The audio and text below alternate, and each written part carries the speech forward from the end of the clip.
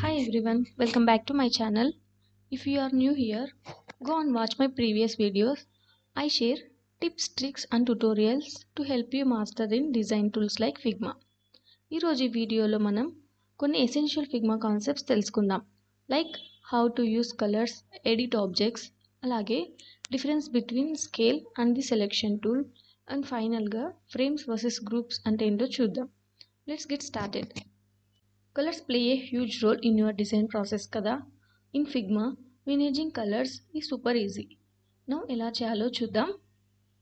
Already మనం previous వీడియోలో ఒక వైర్ ఫ్రేమ్ని క్రియేట్ చేసి పెట్టాం కదా, దాన్ని తీసుకున్న నేను. ఒకవేళ మీరు డైరెక్ట్ ఈ వీడియో చూస్తుంటే అలాగే వైర్ ఫ్రేమ్ ఎలా క్రియేట్ చేయాలో తెలియకుంటే ఒకసారి ప్రీవియస్ వీడియో చూసి తర్వాత ఈ వీడియో చూడండి, మీకు క్లియర్గా అర్థమైపోతుంది. ఓకే, ఫస్ట్ ఏదో ఒక ఆబ్జెక్ట్ని సెలెక్ట్ చేసుకుందాం. నేను హెడర్ సెక్షన్ తీసుకున్నా and go to the right side panel and click on the fill section. మీకు నచ్చిన ఒక కలర్ పిక్ చేసుకోండి.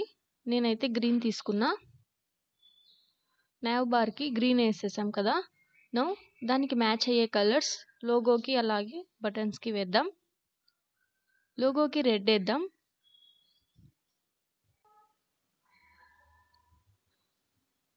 ఓకే, ఇప్పుడు బటన్స్కి ఏదైనా లైట్ కలర్ వేద్దాం. ఓకే, లైట్ రెడ్ వేద్దాం. నెక్స్ట్ బటన్ కూడా సేమ్ కదా, సో ఇక్కడ ఒక సింపుల్ ట్రిక్ యూస్ చేద్దాం. Use the I dropper tool to match an existing colour. ఈ ఐ డ్రాపర్ని ఇక్కడికి తీసుకెళ్తే సేమ్ కలర్ దానికి కూడా వస్తుంది. ఇలా చేయడం వల్ల టైం సేవ్ అవుతుంది అంతే. To keep your colours consistent, ఇందులో మనం కలర్ స్టైల్స్ని కూడా క్రియేట్ చేసి పెట్టుకోవచ్చు. ఇప్పుడు ఫూటర్కి ఒక కలర్ యాడ్ చేద్దాం. ఏదో ఒక కలర్ చూస్ చేసుకుందాం.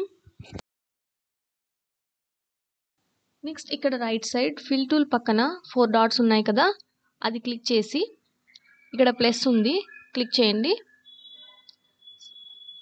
ఏదో ఒక నేమ్ పెట్టండి.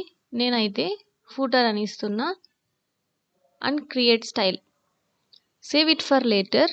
నెక్స్ట్ ఎక్కడన్నా ఈ కలర్ యూస్ చేయాలి అనుకుంటే మీరు సెర్చ్ చేయాల్సిన అవసరం లేదు, జస్ట్ ఇది క్లిక్ చేస్తే చాలు. ఎగ్జాంపుల్ కాంటాక్ట్ ఐకాన్కి చేంజ్ చేద్దాం. సేమ్ ఆ 4 డాట్స్ క్లిక్ చేస్తే మనం సేవ్ చేసిన ఫూటర్ ఉంది చూసారుగా, అది యూస్ చేస్తున్నా. చూసారుగా సింపుల్గా కలర్ చేంజ్ అయిపోయింది. ఇంకా డెప్త్ యాడ్ చేయాలి అనుకుంటున్నారా? చూడండి, చేద్దాం. ఫస్ట్ నావ్ బార్ని సెలెక్ట్ చేద్దాం. చేశాక ఇక్కడ ఫిల్ టూల్ ఓపెన్ చేసా. తర్వాత ఇక్కడ గ్రేడియంట్ అని ఆప్షన్ ఉంది కదా, అది బై డిఫాల్ట్ మనకి లీనియర్ అని ఉంటుంది. You can change the fill type to radial, అలాగే angular or diamond for more gradient effects. ఇక్కడ టిప్ ఏంటంటే, మీకు కలర్ కాంబినేషన్స్ ఐడియా లేకపోతే you can use a free website like Color Hunt to find beautiful colour palettes for your designs. Now let's talk about object editing. ఆబ్జెక్ట్స్ని ఎలా customise చేయాలో చూద్దాం. ఈ ఫైల్లోనే ఒక సపరేట్ ఫ్రేమ్ తీసుకుందాం. First create the base shape. Shape టూల్స్లో rectangle తీసుకొని డ్రా చేసా. మీకు పర్టికులర్ డైమెన్షన్స్ కావాలి అంటే ఇక్కడ ప్రాపర్టీస్ ప్యానల్లో మీరు డైమెన్షన్స్ని చేంజ్ చేసి పెట్టొచ్చు. ఇప్పుడు బటన్ స్మూత్గా కనిపించాలి కదా, సో కార్నర్స్కి కొంచెం రౌండెడ్ ఎడ్జెస్ పెడదాం. మీకు తెలుసుగా ఇక్కడ ప్రాపర్టీస్ ప్యానల్లో కార్నర్ రేడియస్ చేంజ్ చేయొచ్చు. ఆర్ ఇదొకటే కాదు, ఇక్కడ బటన్ని జూమ్ చేస్తే మనకి ఒక స్మాల్ డాట్ లాగా కనిపిస్తుంది. అది క్లిక్ చేసి మీకు నచ్చినట్టు అడ్జస్ట్ చేసుకోవచ్చు కార్నర్స్ని. నెక్స్ట్ బటన్కి ఏదో కలర్ వేద్దాం.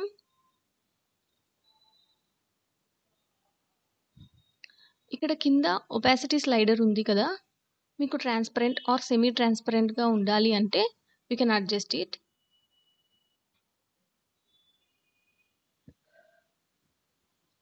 నెక్స్ట్ ఇప్పుడు షాడో ఎఫెక్ట్ యాడ్ చేద్దాం.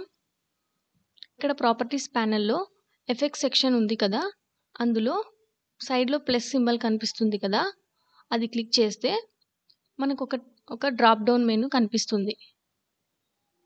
అన్నీ ట్రై చేసి చూడండి. మీకు ఏది ఓకే అనిపిస్తే అది సెలెక్ట్ చేసుకోండి. నెక్స్ట్ ఇక్కడ 4 డాట్స్ ఉన్నాయి కదా! అది క్లిక్ చేస్తే మనకు ఆప్షన్స్ చూపిస్తుంది.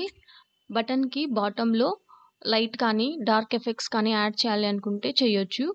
అలాగే button shadow and inner shadow కావాలన్నా కూడా మనం యాడ్ చేయొచ్చు. అప్పుడు ఇది యూజ్ చేసుకోవచ్చు. ఇప్పుడు బటన్ లోపల టెక్స్ట్ యాడ్ చేద్దాం. First select the text tool and type something. నేను సబ్మిట్ అని టైప్ చేస్తున్నా. Text font and size adjust చేద్దాం. ఇప్పుడు దాన్ని బటన్ లోపల పెడదాం. ఇప్పుడు బటన్ అండ్ టెక్స్ట్ని అలైన్ చేద్దాం. దానికి hold shift in your keyboard and click each object. Alignment tools use చేద్దాం. ఇక్కడ డిఫరెంట్ ఆప్షన్స్ ఉన్నాయి కదా! You can place the button where ever you want. Top కావాలంటే top, bottom, left, right. By using these tools we can align. Alignment fix అయ్యే వరకు you should not unhold shift button. Unhold చేస్తే button and text become different objects. అప్పుడు బటన్ని టెక్స్ట్ని ఒకసారి move చేయనీకి అవ్వదు. నెక్స్ట్ వచ్చేసి let's compare the scale tool and the selection tool. First scale టూల్ని చూద్దాం. దానికంటే ముందు నేను ఈ బటన్ని అలాగే టెక్స్ట్ని కాపీ చేస్తున్నా. 2 ఆబ్జెక్ట్స్ని ఎలా సెలెక్ట్ చేయాలి తెలుసుగా, యూజింగ్ షిఫ్ట్. ఇప్పుడు ఒక 2 టైమ్స్ దీన్ని డూప్లికేట్ చేద్దాం. కాపీ చేశాక use Ctrl+D, it will duplicate. మీకు ఎన్నిసార్లు కావాలంటే అన్నిసార్లు Ctrl+D యూస్ చేయొచ్చు. నౌ స్కేల్ టూల్ని యూస్ చేద్దాం. స్కేల్ టూల్ ఎప్పుడు యూస్ చేస్తామంటే ఆబ్జెక్ట్ని రీసైజ్ చేయాలి అనుకుంటే, అలాగే వాటి ప్రపోర్షన్స్ని యాజ్ ఇట్ ఈస్ మెయింటైన్ చేయాలి అన్నప్పుడు ఈ స్కేల్ టూల్ని యూస్ చేస్తాం, ఇంక్లూడింగ్ స్ట్రోక్స్ అండ్ ఎఫెక్ట్స్. ఇప్పుడు స్కేల్ టూల్ని సెలెక్ట్ చేశాం కదా! ఈ 3 బటన్స్ని సెలెక్ట్ చేసి అడ్జస్ట్ చేద్దాం. చూసారుగా, మనం డిక్రీజ్ చేసినా ఇంక్రీజ్ చేసినా వాటి proportions according to the scale అవి మారుతున్నాయి. ఇప్పుడు సెలెక్షన్ టూల్ చూద్దాం. Selection tool is our primary tool for moving, resizing and aligning objects. Press V to activate it, or ఇక్కడ టూల్ బార్లో we can change. However, resizing with this tool won't proportionally adjust strokes and effects.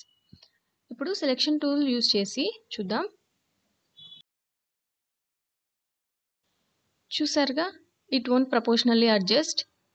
ఇక్కడ tip ఏంటంటే use the scale tool when working with icons or logos to keep them looking sharp and consistent. ఫైనల్గా frames versus groups ఏంటో చూద్దాం. First frames చూద్దాం. Frames are the backbone of your design. They are just containers that can hold other elements like text, images, and other frames. And frames come with advanced properties like constraints and auto layout, and also making them ideal for responsive design. Next, groups. Groups are simple.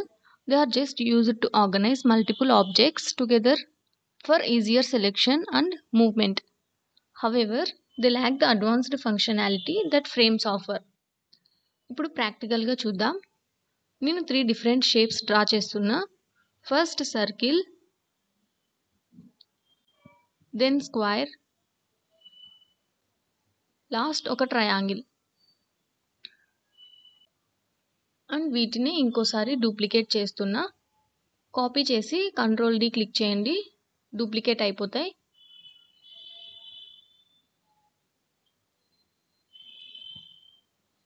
ఇప్పుడు మనకి 2 sets ఉన్నాయి కదా, అందులో first సెట్ని select చేసి right click ఇస్తే కొన్ని properties వస్తాయి. అందులో ఫ్రేమ్ సెలెక్షన్ అని ఉంటుంది, క్లిక్ చేయండి.